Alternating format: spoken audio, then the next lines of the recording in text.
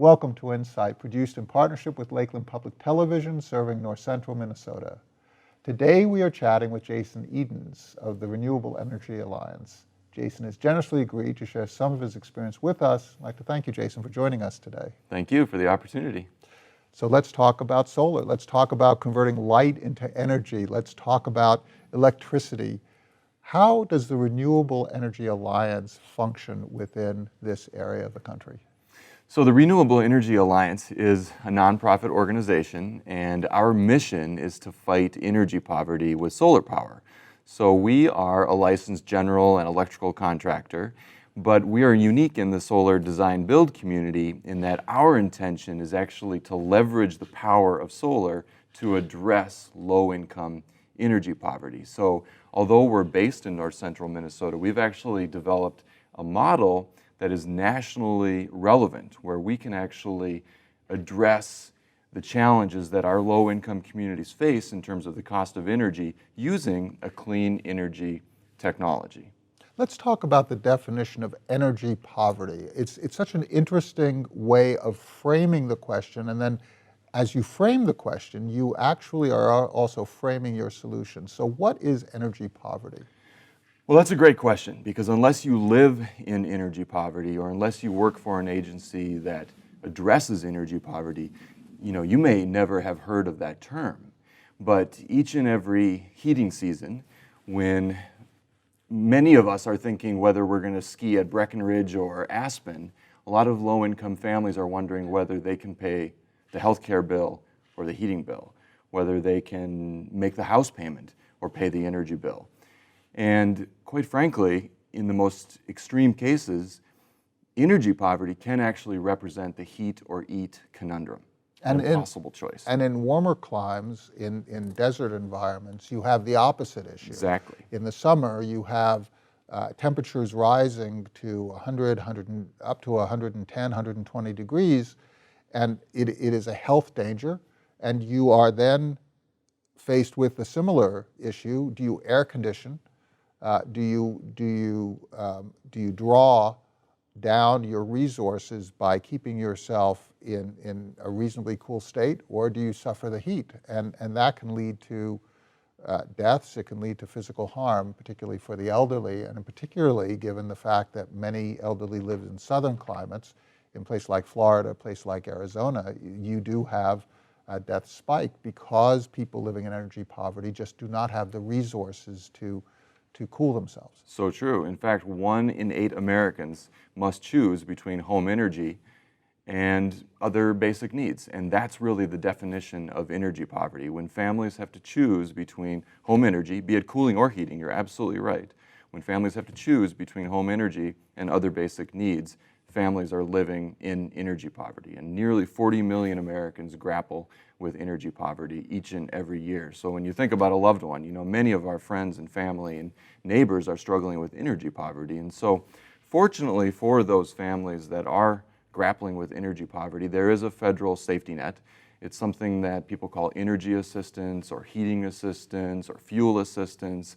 And it basically supports those families that are having to make those choices by simply paying their energy bills. Now it's a critical social safety net. I've personally depended on it myself. Very important service, but it doesn't truly empower families, nor does it provide a long-term solution. It doesn't actually address the root causes of energy poverty. So rather than simply paying low-income families energy bills, which we do each and every year, in fact, in a state like Minnesota, we spend in excess of $100 million every single year paying a portion of low-income families' energy bills. Quite frankly, it's like putting a Band-Aid on a wound that needs a tourniquet. I mean, we're just hemorrhaging public resources without that long-term solution. So what RREAL, our organization, is advocating is the use of clean energy within that program to permanently address and empower low-income families. Because the other thing that's interesting about energy poverty and the energy assistance program is our low-income neighbors actually have very little agency in where their energy comes from. Whereas you might be in a position to deploy a solar energy system on your home, that's not really on the menu for most of our low-income communities. Yet, low-income communities have the opportunity to benefit significantly from the cost stabilizing benefits of clean energy, right? Because clean energy is really the only technology where you know what every single cost of, what the cost of every single unit of energy is going to be 10 years from now, 20 years from now, 30 years from now. So our low-income communities are actually disproportionately affected by the upward pressure on the cost of energy. So by using clean energy, we can permanently address low-income energy poverty. And another interesting element of our work is that it's actually a more fiscally responsible approach. A lot of people perceive clean energy to only address our environmental concerns, but we're arguing that it's actually a more fiscally responsible model of energy assistance. So as we're integrating solar into energy assistance here in the upper Midwest, we're demonstrating a national model for both families that struggle with cooling loads and families that struggle with heating loads. One of the challenges is the different cost structures of solar versus conventional oil or coal energy generation. In solar, the capital costs are individualized and they are upfront. And then the subsequent costs are very small. It's actually reversed given the current existence of oil-based infrastructure. Those capital costs are already booked, and the energy costs are comparatively small. They trickle in, and so you have a bit of a challenge in that you have some upfront costs and upfront investments to create that infrastructure. How do you approach that problem? How do you solve that problem? Well, that's a very good point, and that kind of relates to my point about when you invest in clean energy, you're basically fixing your per unit of energy cost over the lifespan of that system. And that per unit of energy cost is a future benefit that is going to trickle in. So you have the upfront cost, but then you have to recoup that cost over the next 20, 30 years. Right. So in the case of low-income communities, what we're arguing is we're already making a very substantial investment in the energy security of our low-income neighbors through energy assistance. So although we're spending $100 million in Minnesota paying low-income families energy bills, nationwide we're spending somewhere between $3 and $5 billion on behalf of our low-income communities. And that's every year. So it's $100 million in Minnesota in 2017. Correct. When oil prices are low. Correct. As oil prices go higher, but let's leave that aside. Next year, you're going to be spending another $100 million, and the year after that, another $100 million. You do that for 10 years, you've got $1 billion there. Exactly. And an energy assistance recipient household in Minnesota can receive up to about $1,500 per year in basically bill assistance. And many families depend on energy assistance for years and years and years, which is, again, part of our argument, is that it's not actually creating that long-term solution, right? So over 10 years, if a family receives $15,000 in bill assistance, we're simply asking the question, is there a better investment? Of $15,000. Correct, because a $15,000 investment in the same household could easily address the energy poverty of that household, not for 1 year, not for 10 years, but potentially for many decades. So we're simply saying, let's take the energy assistance investment that we're making in our low-income communities and let's divert a portion of it to a long-term solution so that over time we can slowly reduce the size of energy assistance by permanently addressing energy poverty. Are there opponents to this type of an approach? There are so many value propositions to the work that we're doing that there's not a whole lot of resistance other than the fact that the Energy Assistance Program basically emerged out of LBJ's War on Poverty. So back during the Lyndon Baines Johnson administration, the War on Poverty was initiated, which led to the Energy Assistance Program. So the main resistance that we face is the fact that that program is calcified. That's simply not how we do it.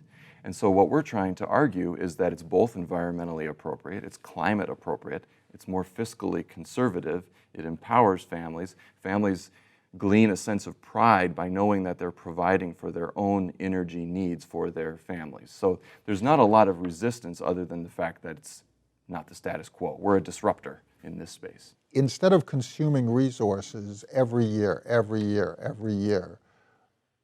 in a way that solves our problem today, but doesn't solve our problem for tomorrow. Tomorrow we have to consume resources again. You're basically investing in infrastructure. Infrastructure means jobs, because you have to install these systems.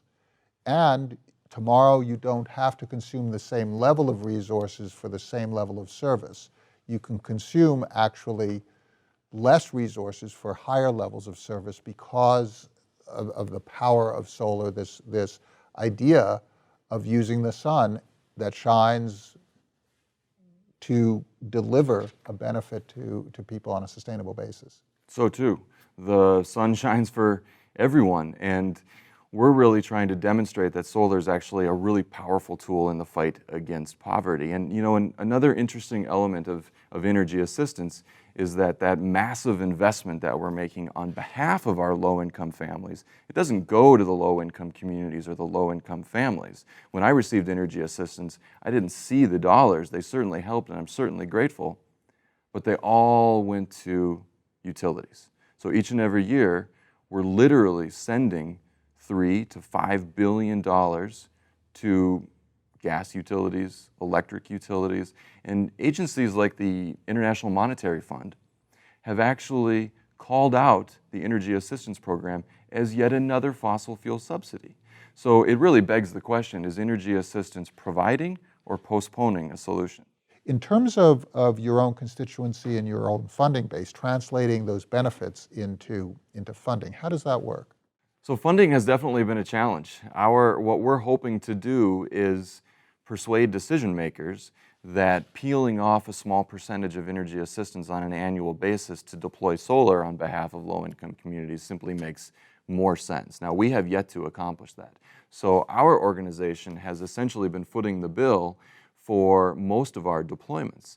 And we've done that certainly with the support of the foundation community and a lot of folks who see value in our model.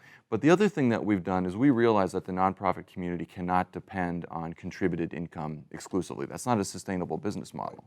And so our organization has been one of the early adopters of social enterprise.